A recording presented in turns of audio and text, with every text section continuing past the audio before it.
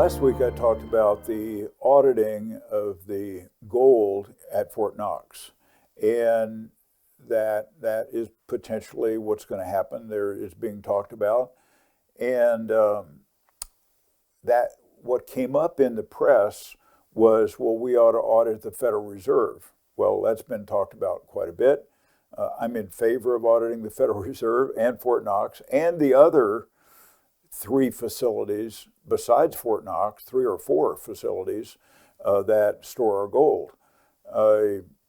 It's been a long time, 50 years, since we've had an audit, and that was a partial audit. It's been 70 years since we had a full audit. I think it was 1953. So yeah, I think that's a good thing. So I found this video, kind of tagging off of that. I found this video about or by G. Edward Griffin. You may or may not know him. He is the author of The Creature from Jekyll Island. It's a very well-known book, and it is a documentary about the establishment of the Federal Reserve banking system that was done in 1913.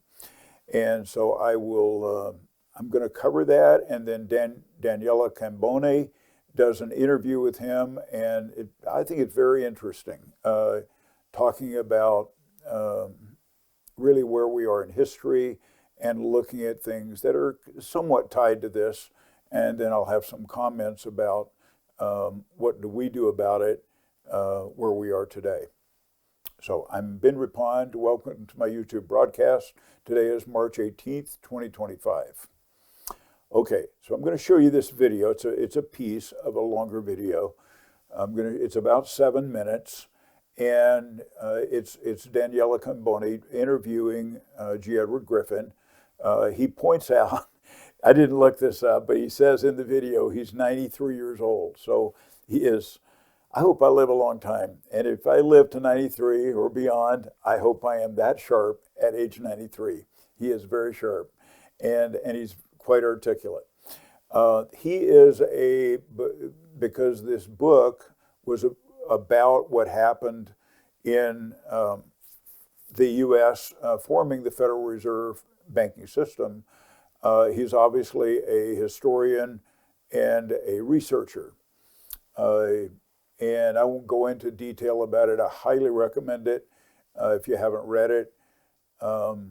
But his book is regarded as the best, I guess, documentary of how everything got started. And a lot of people some people know this, but not everyone does. The Federal Reserve Bank is not part of the federal government or in any way whatsoever. No one they confirmed the chairman of the Federal Reserve, but basically, it's our banking system, it's our monetary system. They are the ones who print money or release digital money into the system, and they adjust interest rates, their liquidity. I mean, everything in our economy basically runs on the decisions that are being made by the Federal Reserve Bank. So it is, it's a part of our country. I shouldn't say every, but most countries have, certainly developed countries have a central bank, and that's ours. So, but the formation of it was nefarious for sure, and done in a secretive, clandestine fashion so that people would not know the origin of it. I won't go into any more than that. But anyway, he's being interviewed by her, and I kind of took away from it, where are we now? Where are we now as a country? Excuse me. And he begins, kind of the title of their video was, excuse me, our enemies are winning, or something like that. And he goes into a lot of history around our enemies being, we're a capitalist country, so our enemies being communists, two polar opposite systems. And there was, if you go back into go back earlier than the 50s, but you certainly go back into the 50s and so forth, you would see a lot of communist or anti-communist people who were promoting different points of view. And he even points out that Hitler was fighting Stalin. Well, one's fascist, Nazism, and the other was communist. But you might say, from our point of view, both of them were enemies, but to them, they were enemies of each other. He takes more of an independent view. He, in my opinion, is very apolitical. Excuse me, I have not seen or heard him say anything that seems to point out a political leaning. And it's certainly, when you get involved in the monetary system, the Federal Reserve, or you start talking about our enemies and communists and anti-communists, it's easy to find a political position in there, but he doesn't show it. Again, just more of an independent view. He does describe the Bolshevik strategy, and which he says is, when you're dealing politically or with enemies from other countries, it's 2 steps forward and 1 step back. He says you always want to give your enemy a little something to work with. But over time, they are encroaching and encroaching, and he says that our enemies are winning against America. And you could say that could be China, you could say it could be Russia, or a particular ideology. But from his perspective as a researcher and historian, I thought it was valuable and worth listening to. So I'm going to play this piece, take a listen, and then I'm going to comment about the Federal Reserve and then tie it back to gold and silver. The Creature from Jekyll Island, a book that inspired millions, including Ron Paul and so many other notables. We have the author back with us. It's always an honor. Edward Griffin. So good to see you again, Mr. Griffin.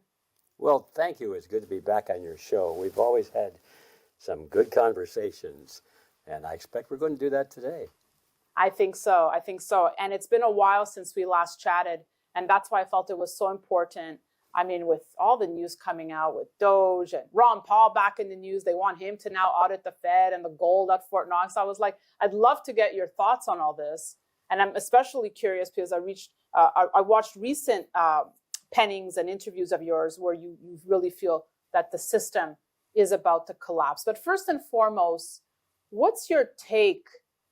What's your sentiment on America today? How do you see things? Well, okay, I have to be perfectly frank, and if I don't watch myself and very careful how I get off on these topics, I can sound like I'm very pessimistic about things.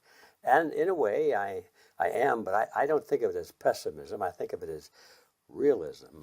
So with that little statement, I'll tell you what I think. I think everything is on schedule for our enemies. Let's start with that. And, wow. And the reason I say that is that I have greater respect for our enemies than most people. They think our enemies are just a bunch of left-wingers or radicals, a bunch of commies, and so then out there burning things and destroying things. They don't realize that it's much deeper than that. In my view at least, I've traveled around the sun 93 times now, and I've seen politics in all of its glory. And there's one thing that is a clear takeaway for me, and that is that we've always been betrayed by politicians. They promise, and we're so hopeful. And then we get something, a little crumb here and a crumb there. Then the first thing you know, 4 years go by, 8 years go by, and all the crumbs are taken back, and we're worse off than we were.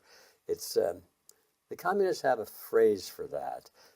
At the moment, I've forgotten its origin, but it's not important right now. The phrase is, we will come to total conquest by taking 2 steps forward and 1 step backward, and then 2 steps forward and 1 step backward. And the idea, this is old Bolshevik strategy.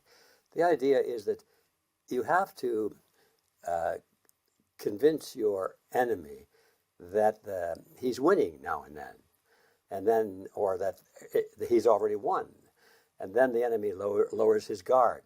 He said, oh, it's over. We've won. We can go back to watching Dancing with the Stars or something. And meanwhile, they then consolidate their power. This is the Bolshevik strategy. And then I discovered it's more than just a Bolshevik strategy. It's kind of universal. How do I answer this question? I hope you don't mind.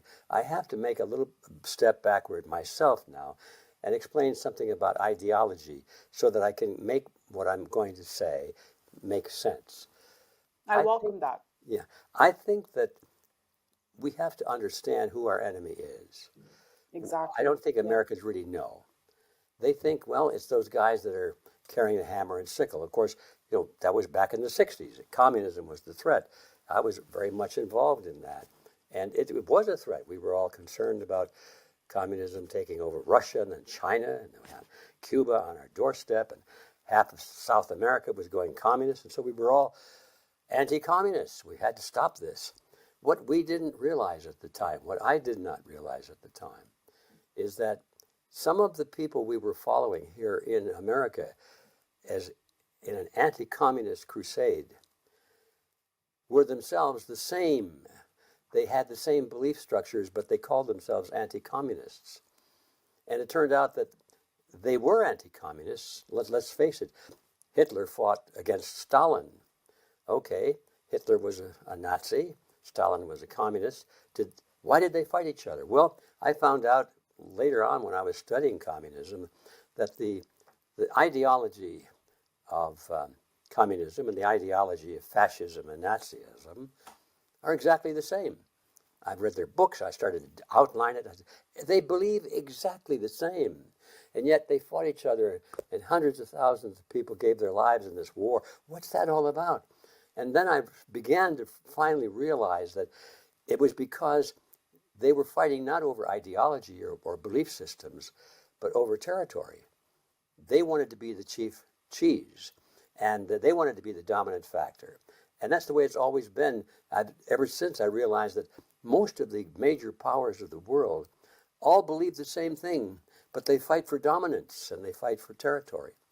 And I began to realize back in the 60s and 70s that some of the great empires in America that we cherished as American traditions, our institutions, our school system, everything, our media, was becoming almost exactly like the communists that we were fighting against. And this is where I'm leading with that, because finally I came to the realization that it was the same, because what the enemy is something called collectivism. And these words, fascism, communism, socialism, Nazism, they're meaningless because they are essentially the same. And so they can fight each other, and we have to choose up sides, supposedly. No matter which side we choose, we wind up in the same place, maybe under a different set of names, but the ideology is the same. Okay, so I began this video with a comment about Fort Knox and auditing Fort Knox and our gold supply and so forth. And he touches on that, but I want to go into that a little bit more. When you have, again, our way of doing business, our way of living, how we pay our bills, accumulate our money is done through currency. The currency system we use is the dollar, the US dollar. The dollar is controlled by the Federal Reserve. So they release more dollars or contract those dollars. They do it digitally with, they're not printed anymore. They are literally released into the system with a keystroke. And when you look at our system, if I've held in my hands, physical more than once, $10,000 in $100 bills. And I look at that and go, okay, what does that feel like? To me, it feels like what it is, paper. It's just paper. It is only worth what the dollar amounts say if you and I agree that it's worth that. But otherwise, it doesn't feel like, well, it doesn't have any intrinsic value. When I hold a similar amount of gold or silver, or, look at gold and silver and in, let's say, the same denominations, to me, the gold and silver looks and feels like it has intrinsic value. Now, I know that there are people who are Bitcoin advocates, and they think because the dollar is not, at least the incremental dollars, are not backed by anything. They're just released into the system without buying, 1 ounce of gold. That's been true for a long time. So if you said Bitcoin has nothing behind it, true, but the dollar doesn't either, at least the incremental dollars don't, okay, I agree with that. But for me, if I said, when you look back over history, and again, I'm talking thousands of years, that all of the systems, all of the countries and empires that have existed, all of their currency eventually went to, even the Roman Empire, eventually went to, it became worthless. Now, back then with Rome, what they did was they filled it. They did a little bit of silver plating on the silver, or maybe the same on gold, and it looked like it had the original, that it was pure gold or pure silver, but it wasn't, and people knew that.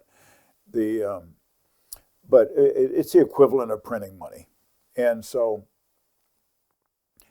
with the U.S., since the Federal Reserve Bank was established in 1913, the dollar is worth approximately 5 cents on the dollar. So it's lost approximately 95% of its buying power. We all agree on that. Where does it have to go? Does it go down and lose 97% or 99%, or just completely collapse? Where does it what happens that causes it to become completely worthless? I don't know, but I do know that the reason I buy silver, I choose silver over gold, but I think both have the same general intrinsic quality, that I want a method to be able to buy things that I need. I'm thinking fuel and groceries. Those are the two things I know that I need. And that's why I accumulate it. I have probably, the last time I counted, I think around 10% of my liquid net worth is in silver. So, but I started, when I first started buying it, it was first 1% and then 2% and so forth. So over time, I've added to that. And Jim Rickards, in his book, The Death of Money, talks about as much as 15%. I don't know what the number is. It's a small percentage of your liquid net worth that people like Jim Rickards recommend that people set aside in precious metals. I'm not going to give financial advice in this video, but you can do what you want. I'm just telling you what I do and why I do it. So when you read the book by G. Edward Griffin about the formation of the federal, all designed to make bankers rich. That's it. And it's not designed to help you and me, and it is not even designed to necessarily even help the government. It's designed to help private bankers become wealthy. And that's why they did it in the middle of the night on an island off the coast of Georgia. So that's it for this week. Thank you for watching. If you have questions or comments, leave them in the comment section below. And if you haven't subscribed, please hit the subscribe button. Thank you.